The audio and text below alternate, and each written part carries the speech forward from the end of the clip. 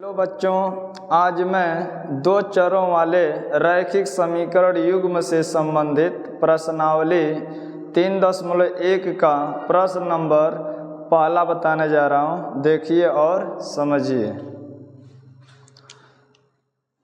प्रश्न नंबर 1 में दिया है, निम्न समस्याओं में रैखिक समीकरणों के युग्म बनाइए और उनके ग्राफी विधि से हल ज्ञात कीजिए। तो इसमें दो प्रश्न है।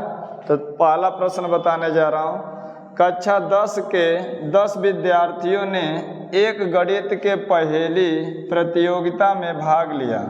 यदि लड़कियों की संख्या लड़कों की संख्या से 4 अधिक हो तो प्रतियोगिता में भाग लिए लड़कों और लड़कियों की संख्या ज्ञात कीजिए। तो यहाँ से हल देखिए। सबसे पहले हम मान लेंगे लड़कों की संख्या और लड़कियों की संख्या। तो माना लड़कों की संख्या, माना लड़कों की संख्या बराबर x तथा लड़कियों की संख्या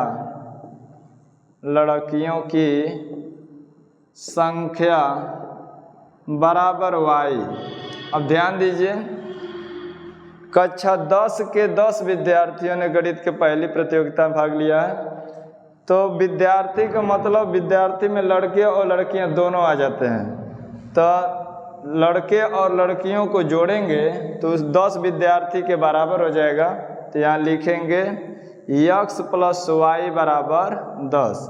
ये समीकरण नंबर 1 हो जाएगा। लड़कों और लड़कियों की संख्या कुल मिलाकर के 10 है, तो वही x + y बराबर 10 लिखें। समीकरण नंबर 1 कर देंगे।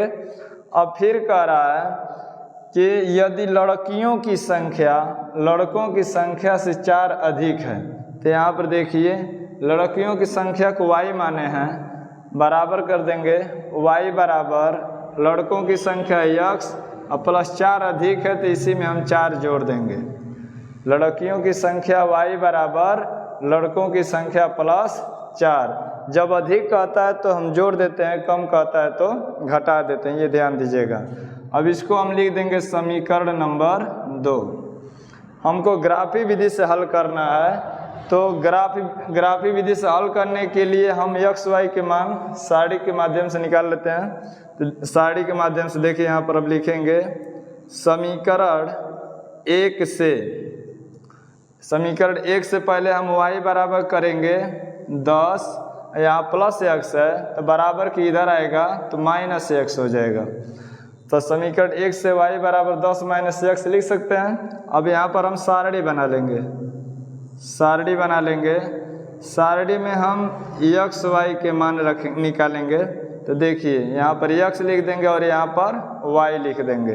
अब x का मान हम अपने मन से लेते हैं, उसी से हमको y का मान प्राप्त होता है। तो ध्यान दीजिए, जब ग्राफ बनाने वाला सवाल आता है तो हम x का मान 0 लेते हैं तो कोई संख्या आ जाती है, और संख्या लेने से 0 जब आ जाती है तो ग्राफ आसानी से खींच सकते हैं। तो सबसे पहले हम x का मान 0 लेंगे। अब यहाँ पर जब 0 रखेंगे तो 10 में से 0 घटाएंगे तो 10 होगा, तो y का मान यहाँ पर 10 लिख देंगे। अब ध्यान दीजिए, अब x का मान 10 अगर रखते हैं तो 10 में से 10 घटाएंगे तो 0 हो जाएगा। तो यहाँ पर हम x का मान 10 रख लेंगे तो y का मान 0 प्राप्त हो जाएगा। अब इसी तरह हम समीकरण 2 से सारणी हल करेंगे। देखिए समीकरण 2 से अब y बराबर x + 4 लिख लेंगे और उसके बाद यहाँ हम सारणी बना लेंगे। सारणी बना करके x y के मान ज्ञात कर लेंगे इसमें। तो देखिए यहाँ पर x लिखेंगे और यहाँ पर y लिखेंगे। अब x का मान हम 0 पहले रखेंगे, तो जब यहाँ 0 रख के 4 इसमें जोड़ेंगे तो y का मान 4 हो जाएगा। तो यहाँ पर हम लिख देंगे 4। अब फिर x का मान अगर हम -4 रखते हैं तो -4 + 4 दोनों मिलकर के 0 हो जाएगा, तो y का मान 0 प्राप्त होगा।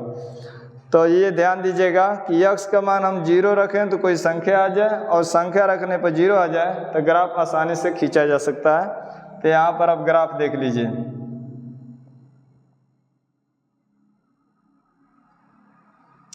यहाँ पर ग्राफ देख लीजिए।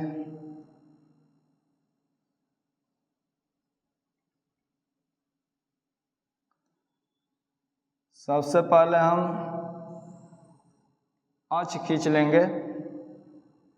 यहाँ पर हम x लिखेंगे और यहाँ पर x डैश, यहाँ y लिखेंगे और नीचे y डैश।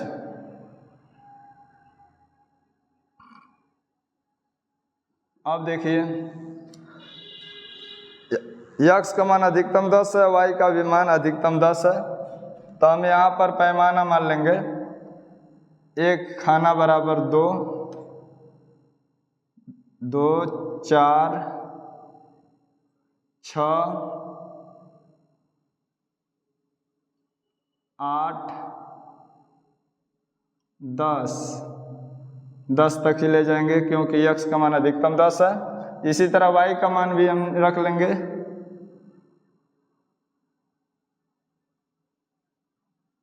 यहाँ पर लिख देंगे 2, 4, 6, 8 और 10, ये 10 लिख देंगे।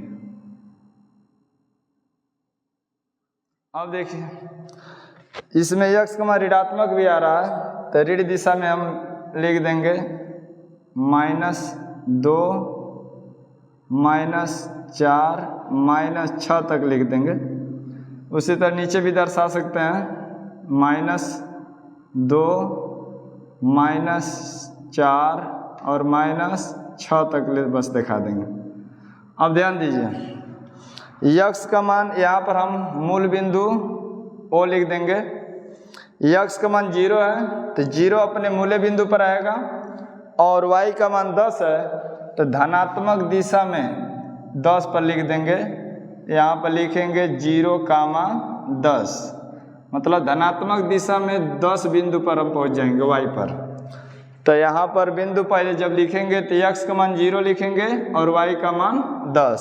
अब फिर ध्यान दीजिए x का मान 10 है और y का मान 0, तो x का मान 10 धनात्मक भुज पर यहाँ पर आएंगे और y का मान 0 है तो 0 अपने मूल बिंदु पर आ जाएगा।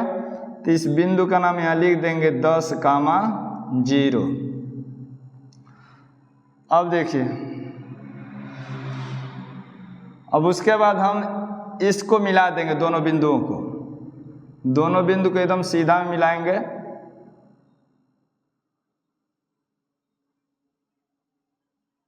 जितने सीधा खींचेंगे उतने अच्छा हल होगा। और इस समीकरण का नाम उसी पर दर्शा देंगे।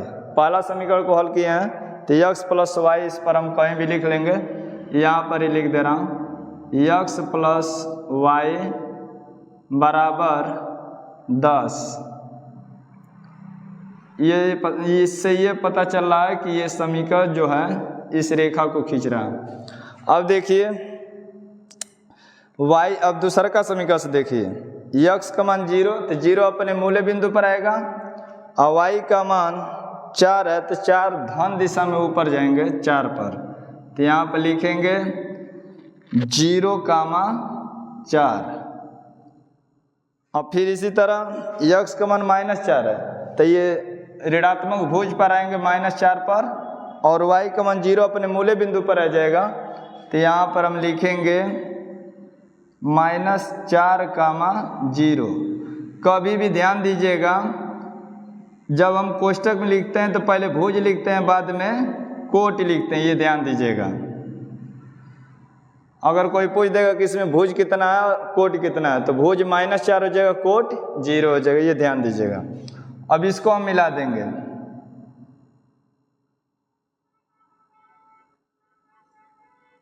इस तरह सीधा हम मिला देंगे।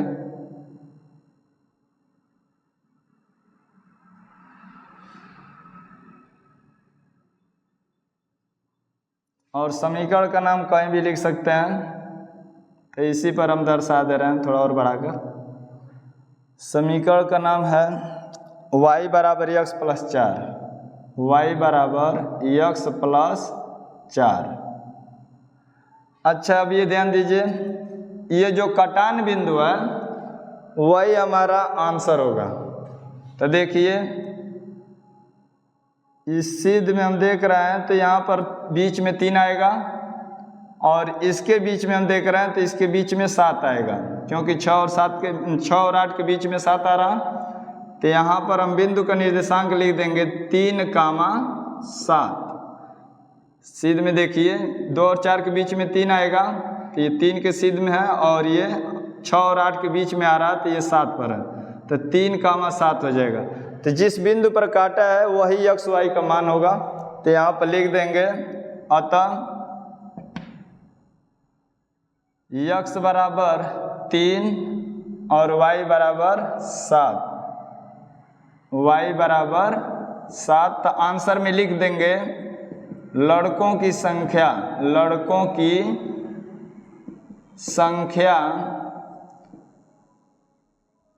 बराबर 3 और लड़कियों की संख्या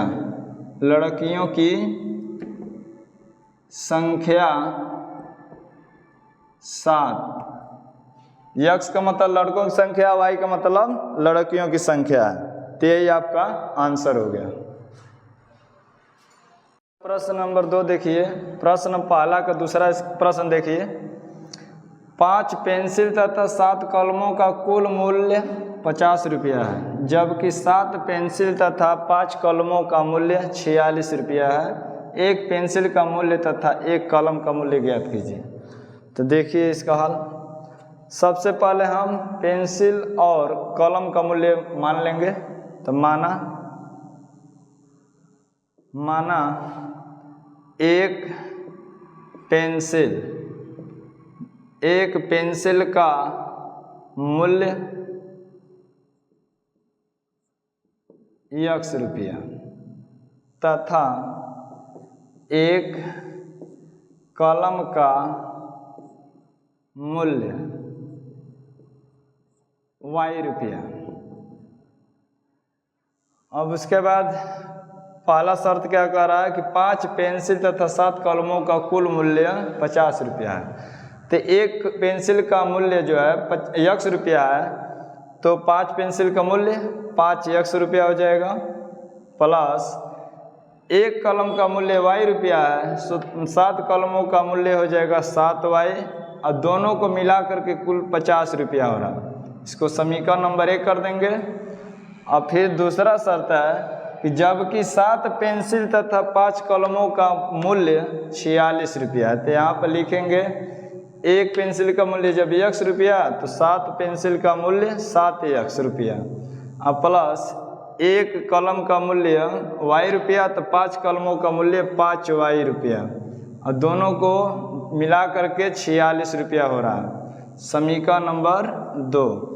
अब समीकरण 1 से हल पहले x y के मान ज्ञात करेंगे।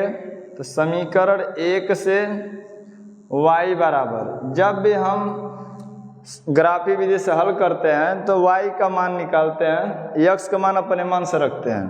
तो y बराबर 50, यहाँ प्लस है तो इधर आएगा तो -5x, और जो y का गुणांक है वो बाटा में आ जाएगा, बाटा में 7। फिर से समझिए, y बराबर 50, यहाँ प्लस 5x है तो बराबर के आगे ले जाएंगे तो -5x, और y का गुणांक 7 है तो बाटा में 7 कर देंगे। अब यहाँ पर हम सारणी बना लेंगे।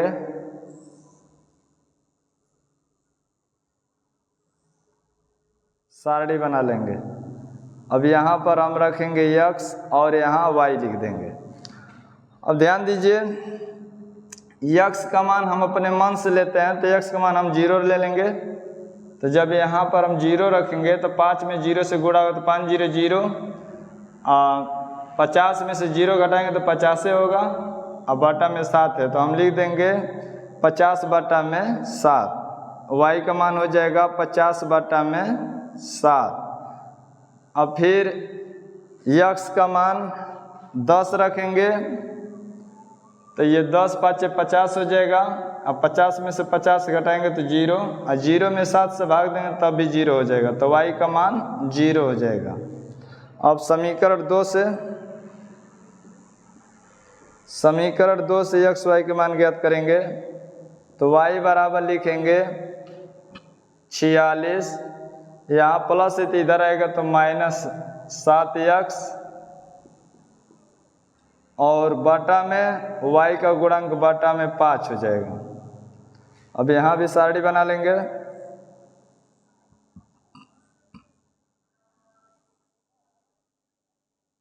x का मान अपने मन से लेते हैं तो y का मान प्राप्त होता है।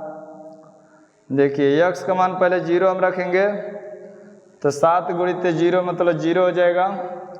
46 में से 0 घटाएंगे तो 46 रहेगा। 46 बटा 5 लिख देंगे तो y का मान हो जाएगा 46 बटा में 5। अब ऐसा मतलब x का मान रखें कि मतलब 0 हो जाए। तो देखिए अगर हम यहाँ पर x की जगह पर 46 बटा 7 रख दें तो 46 बटा जब 7 रखेंगे तो 7 से 7 कट जाएगा तो 46 बचेगा और 46 में से 46 घटाएंगे तो 0 हो जाएगा और 0 में फिर 5 से भाग देंगे तब भी 0 हो जाएगा। तो x का मान हम यहाँ पर रख देंगे 46 बटा में 7। x का मान 46 बटा में 7 रख देंगे तो y का मान 0 प्राप्त हो जाएगा। अब यहाँ से ग्राफ खींच लेंगे।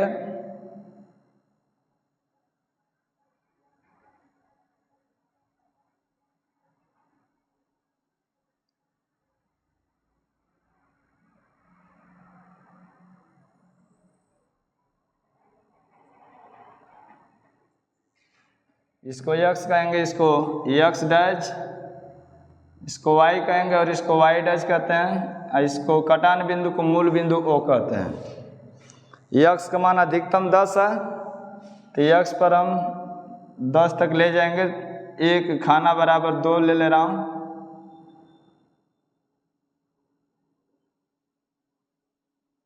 दो के बाद 4, 4 के बाद 6, 6 के बाद 8, 10 और y का अधिकतम मान अब 7 से भाग देकर पता कर लेते हैं। 7 सत्ते 49 होगा, 7 सत्ते 49 और इसमें हम देख लेते हैं 5 9 45। इसका मतलब इस पर भी 10 हम दिखा देंगे क्योंकि 9 से पार चला जा रहा है। तो यहाँ पर भी हम दिखा देंगे इसके नाप का 2 4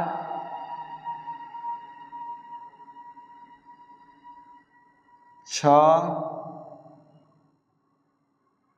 8 और 10 इस तरह हम दिखा लेंगे।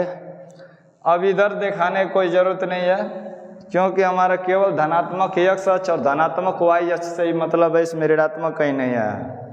ऋणात्मक आता तो उसको भी दिखा देते हैं। देखिए x का मान 0 है तो 0 अपने मूल बिंदु पर आएगा।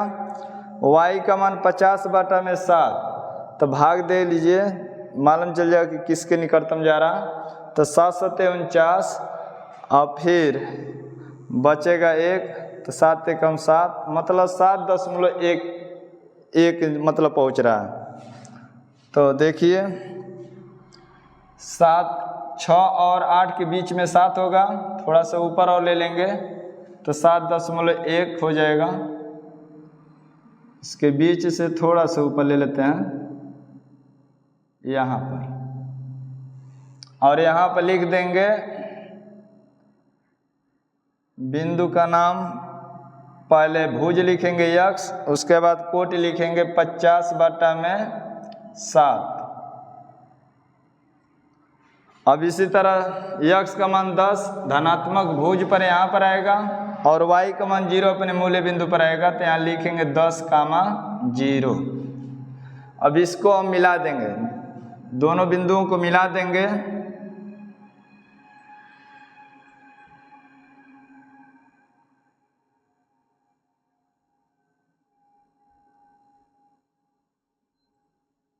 दोनों बिंदुओं को मिला देंगे। जितने सही ढंग से खिंचाएगा ग्राफ उतने आपका सटीक आंसर आएगा।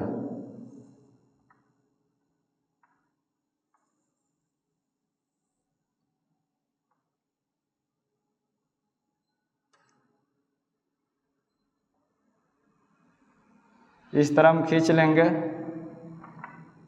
और इस समीकरण का नाम इस पर दर्शा देंगे।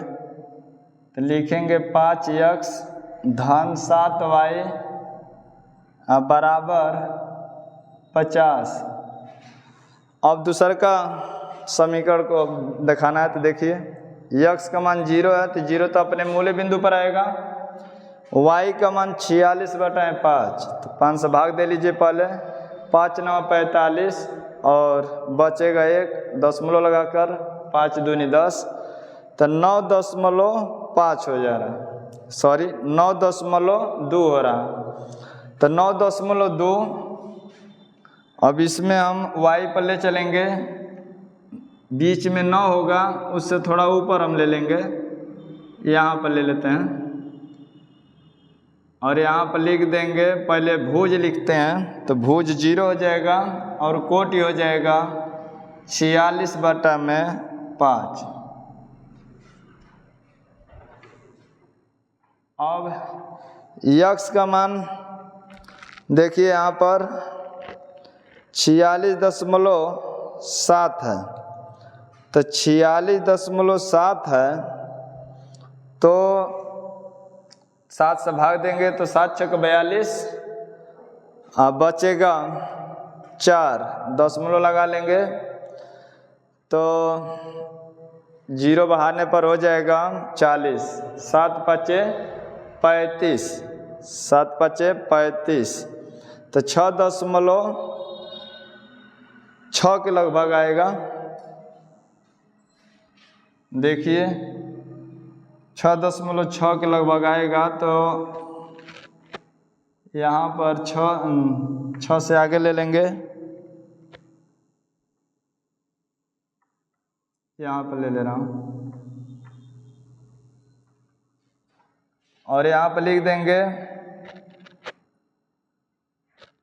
46/7 कामा 0 0 अपने मूल बिंदु पर आएगा। अब इसको मिला देंगे।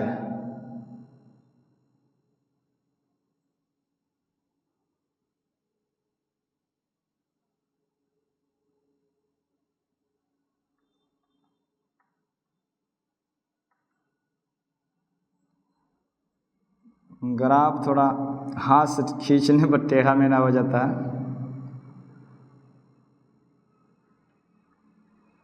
अब यही स्केल रहता तो सीधा एकदम खींचाता।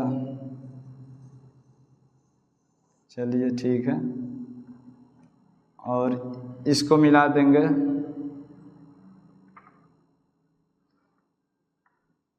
अब समीकरण का नाम लिख देंगे इसी पर, नीचे ही लिख दे रहा हूँ थोड़ा और बड़ा करके। समीकरण का नाम है 7x धन 5y बराबर 46। अब इसका कटान बिंदु देखेंगे तो देखिए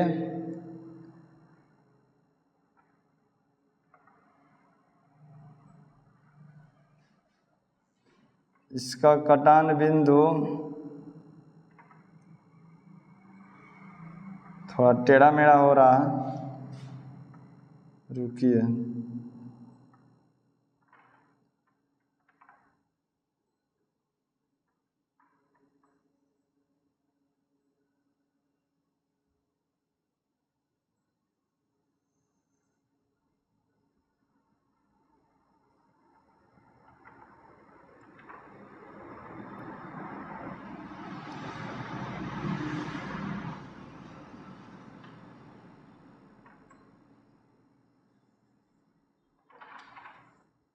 अब इसका देखिए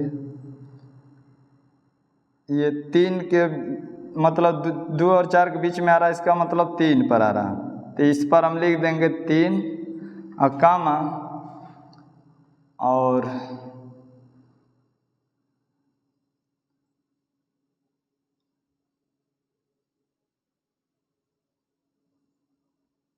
इसके बीच में देखिए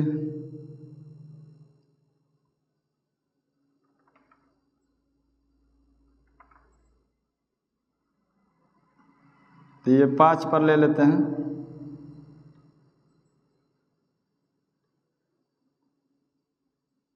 5 पर। जानते हैं खाना जब सही ढंग का बनता है ना तो उसमें एकदम सटीक आंसर आता है। थोड़ा छोटा बड़ा हो गया है इसीलिए सटीक एकदम नहीं दिखाई दे रहा। चलिए ठीक है, ये 5 पर आ रहा तो यहाँ पर 5 लिख देंगे। अब यही कटान बिंदु जो है आपका आंसर होगा, तो लिख देंगे अतः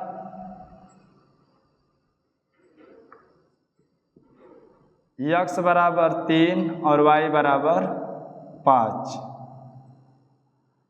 तो आंसर में लिख देंगे एक कलम का मूल्य, एक कलम पहले पेंसिल लिखिए, एक पेंसिल का मूल्य 3 रुपया और एक कलम का मूल्य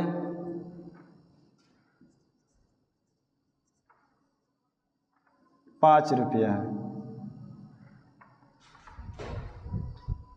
बच्चों, यदि मेरा वीडियो आपको पसंद आता है तो इसे लाइक कीजिए, चैनल को सब्सक्राइब कीजिए तथा अधिक से अधिक इसको शेयर कीजिए।